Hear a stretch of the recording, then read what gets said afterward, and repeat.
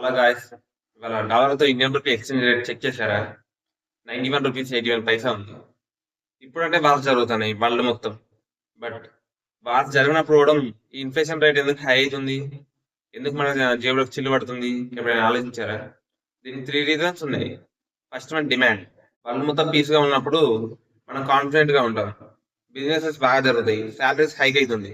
అప్పుడు మన దగ్గర మనీ ఎక్కువ ఉంటాయి. సో మనం ఖర్చు ఎక్కువ పెడతాం. మార్కెట్‌లో ఏమో ప్రొడక్ట్స్ మాత్రం లిమిటెడ్‌గా ఉంటాయి. అప్పుడు డిమాండ్ వాటికి వస్తది. సప్లై తక్కువ ఉంటది. డిమాండ్ పెరిగినప్పుడు ఆటోమేటిక్‌గా ప్రైసెస్ హైక్ అయితాయి. Second reason cost production. ఇప్పుడు ఒక వర్కర్‌కి మనం సాలరీస్ పెంచినా, లేకపోతే ట్రాన్స్‌పోర్టేషన్ కాస్ట్ పెరిగినా, లేకపోతే రా మెటీరియల్స్ కాస్ట్ పెరిగినా, ఆటోమేటిక్‌గా ఆ ప్రైస్ అంతా ఎక్కడికి పోవాలి? ఆ ప్రైస్ అంతా కంపెనీ ఎట్లా భరిస్తది? అది ఇండైరెక్ట్‌గా మన మీద ఇస్తది. ప్రొడక్ట్ ప్రైస్ అనేది పెంచుతది.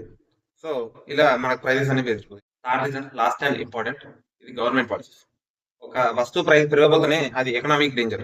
ఎందుకంటే ఇప్పుడు కంపెనీస్ ప్రైసెస్ పెరగడం వల్లనే వాళ్ళ ప్రాఫిట్స్ ఎక్కువ వస్తాయి. అప్పుడే వాళ్ళ కంపెనీస్ స్కేల్ చేస్తాయి, కొత్త జాబ్స్ క్రియేట్ చేస్తాయి. అందుకని ఈ ఆర్బీఐ లాంటి ఇన్స్టిట్యూషన్స్ ని పర్టికులర్‌గా 2-4% ఇన్ఫ్లేషన్ రేట్ ని మెయింటైన్ అయ్యేటట్టు చూసుకుంటాయి. ఇన్ఫ్లేషన్ పెరగడం ఎకనామిక్ గ్రోత్ కి ఒక మంచి ఇండికేషన్. కాకపోతే అది ఒక లిమిట్ వరకు ఉంటేనే మంచిది. అది దాటిపోతే అది కూడా మనకు డేంజరే. ఇన్ఫర్మేషన్ నచ్చితే లైక్ చేయండి. ఇలాంటి మంచి ఇన్ఫో కంటెంట్ గురించి సబ్స్క్రైబ్ చేయండి.